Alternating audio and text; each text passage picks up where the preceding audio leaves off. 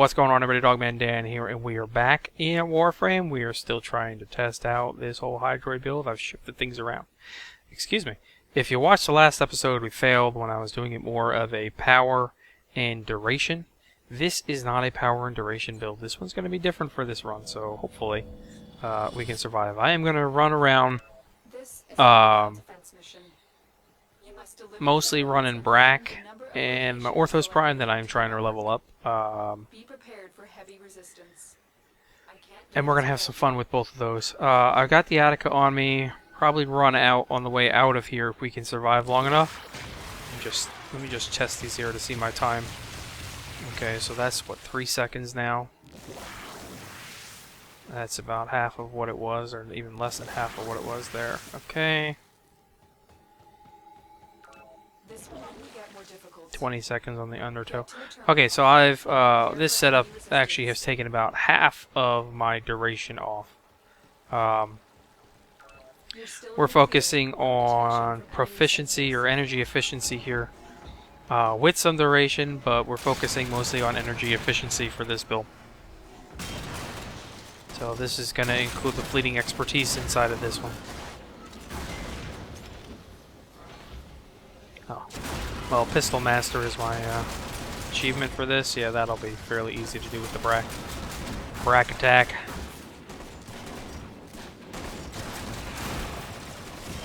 So this is basically the second video on my build setup. Burning Wasp whips. Ooh. I think I already got like 2 of those, so. And Melee 2.0, we're not going to talk about that too much yet. I've got, I don't know, I'm curious what other people may be thinking already, but I've got some mixed reservations on this build, or on this Melee 2.0, to be honest. It's not what I was thinking it was going to be. It's great that you can equip your melee and run your melee weapon. Woohoo, great. But these stance mods, realistically, if you look at them, and I know that they like enhance your damage, okay, when you're doing a stance and you get the actual combo together, they do enhance your damage. But realistically, the stance mods are basically just the animations that we had before in a separate card. Let's think about that. And maybe it's just me, but this is the way I'm seeing it when I do the or when I do the stuff. When I'm equipped with it, if I have a stance mod on, it's animations that I would have seen originally in the original Melee.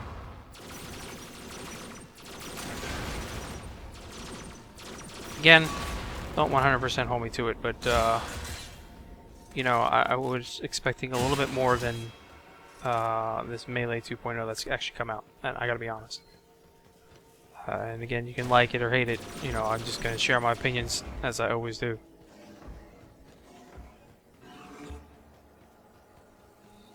I mean, stance mods are great. Sure, we get all those combos that we had, or those awesome action shots that we had before. Now we can do them in a combo if you can get the combo off, which isn't really hard to do.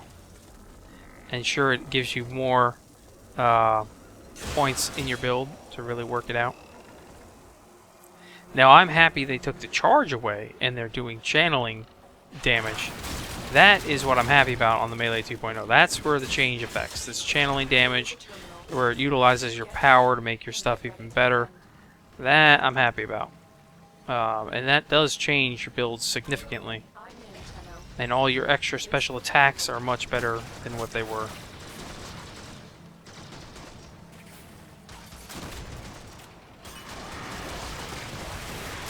Alright, proficiency build, here we go. Let's roll through this. Stick with me, guys.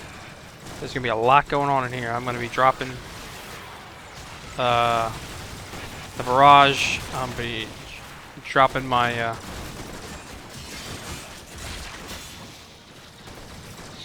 my tidal wave a couple times. I'm going to be dropping it all. Even the puddle. I found a great use for the puddle. Obviously, when you're in danger, you get into the puddle, then you can get yourself re-healed.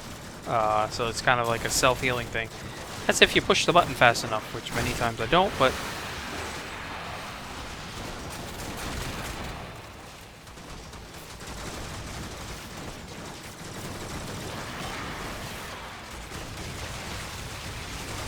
Still working on it. Continue to defend.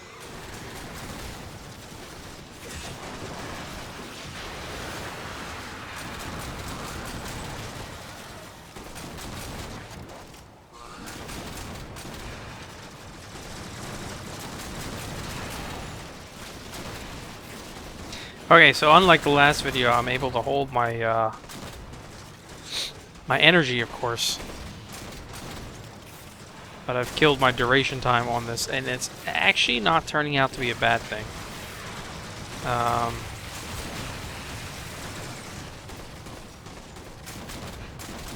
I have one more combination setup I want to do, I think, before I finally decide which way I'll final my build.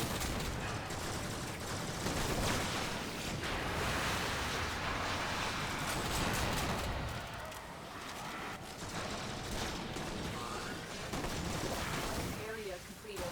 Move on.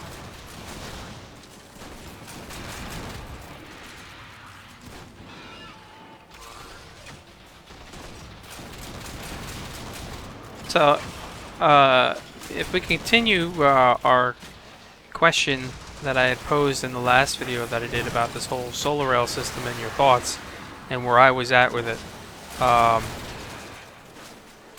mean, I'm still going to go ahead and enjoy the solar rail, and I will support the smaller clans, even if there's a taxation. I will support the smaller clans versus the alliances and versus the people that are going in and not taxing and trying to undercut the system as it was designed.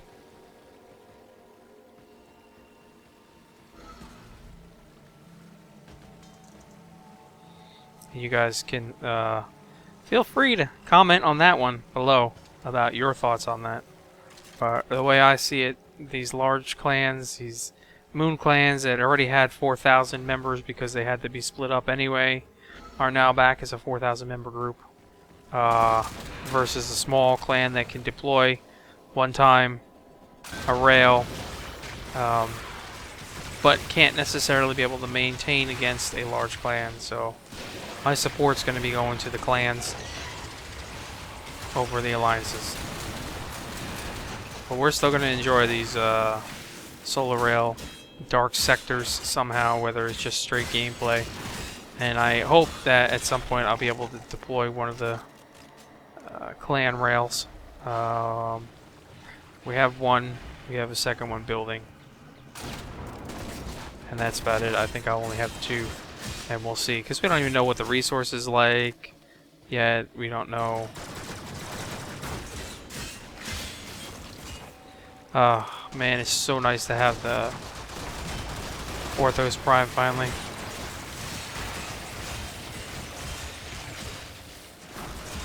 Needed one blade, and I got the blade.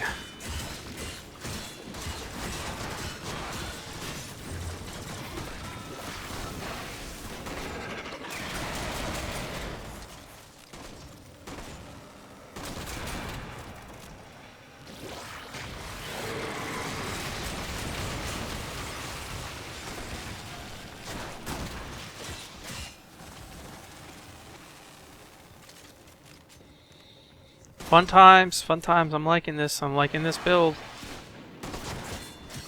We made it through the first point. We're rolling into the second point here. If I go the right way.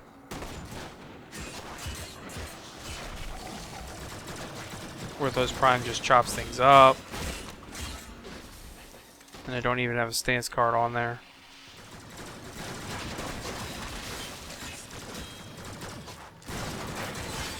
Been running just fine without stance mods, though I have a couple of them.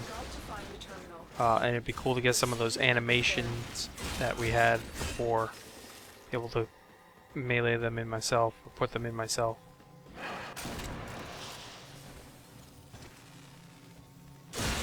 But the big part of 2.0 is definitely the channeling. Channeling damage, channeling efficiency, change. Okay, that's got to be the exit.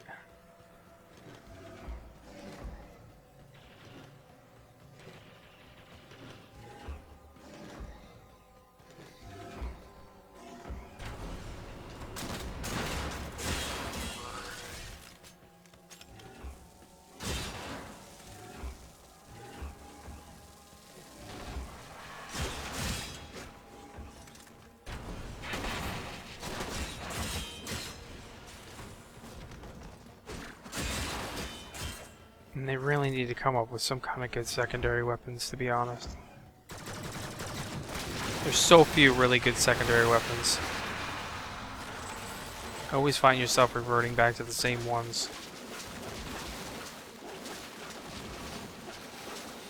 Now, I enjoyed the Mirrorlock one going against Feyhack because of the accuracy and status chance over the Brax.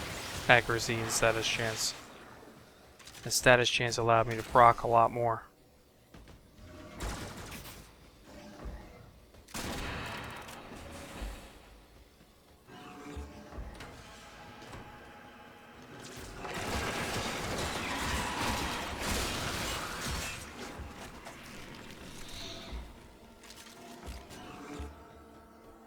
This should be the next data terminal here. Excuse me. This will be a fun one. Challenging at best, at least, whatever you want to call it. Location range. Yeah. Drop me in and defend our position. Alright, so let's drop this bad boy in. Nope. Let's drop this bad boy in here and let's have some fun. I'm in, Tenno. This will take a moment. What? I got 4 minutes to defend this one? Ho ho ho ho. Oh, party time.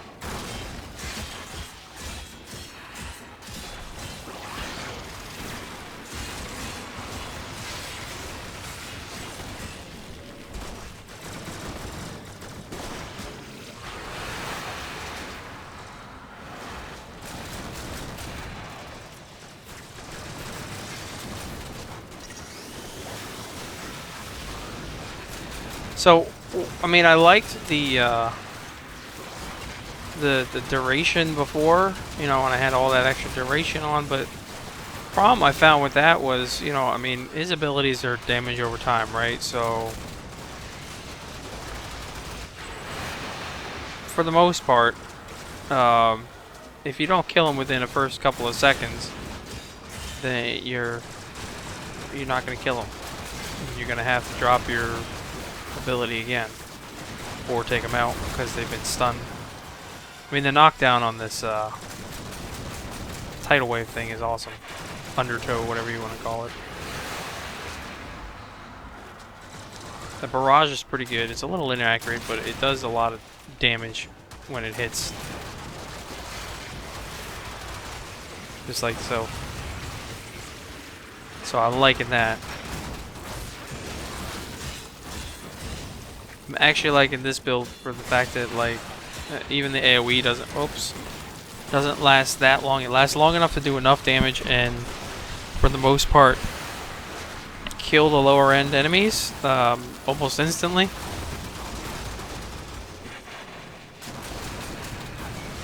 Still working on it. Continue to defend. Whoops. Well, I'll give it a second. I can get my shield back up. Okay.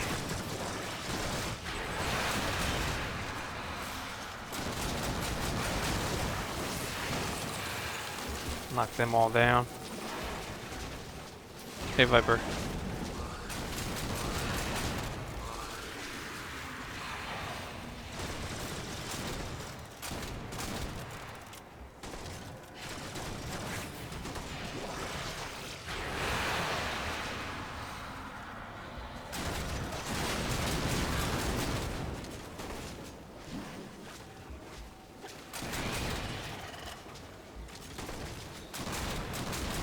Come on, come on. Now, I like the Attica. It's pretty cool, but it definitely for... why did I just do that? Wrong button, that's what it was. For mobile defenses where you're running and gunning, the Attica per se is not a good one. It's definitely good on exterminates, that is for sure. can get away with it on several other missions too. But mobile defenses, and even defenses to some extent, it's not going to be that good at. Survivals can get a little tough and hairy as well with it, because it's just not fast enough of a weapon.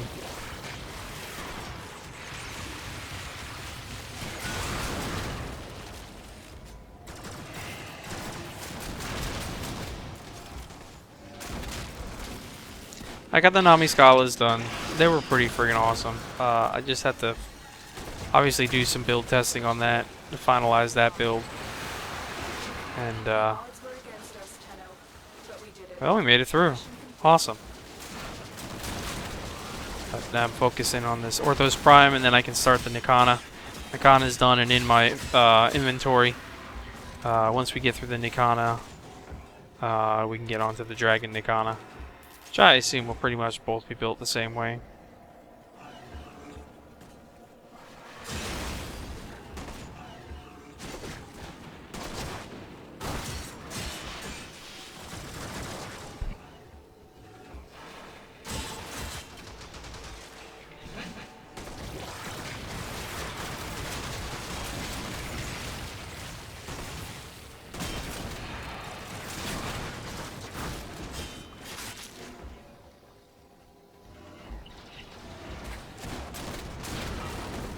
I know, I should go to get out now, considering that I finished. And I'm just having fun. This Orthos Prime is awesome.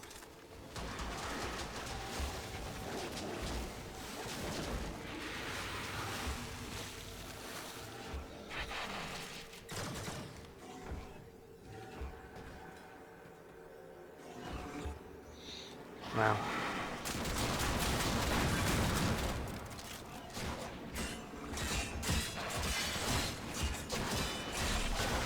And I do block a little bit. I'm still, sorry about that, I'm still learning to block. Not something that I'm used to doing. Getting better at it.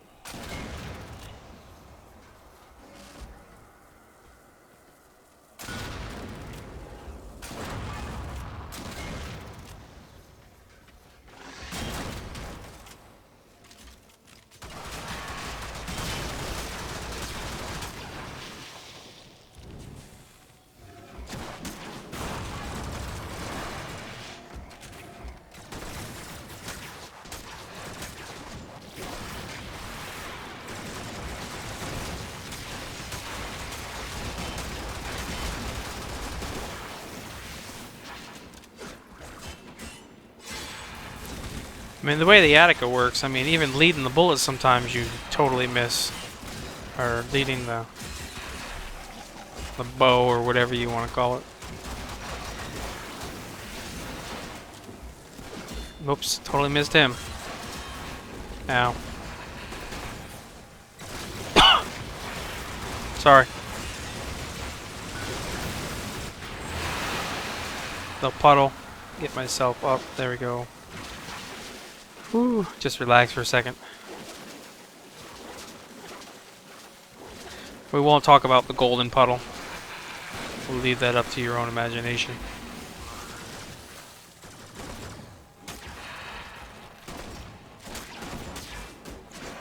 I don't think nothing could take over the bows, let alone the Paris Prime in terms of bows.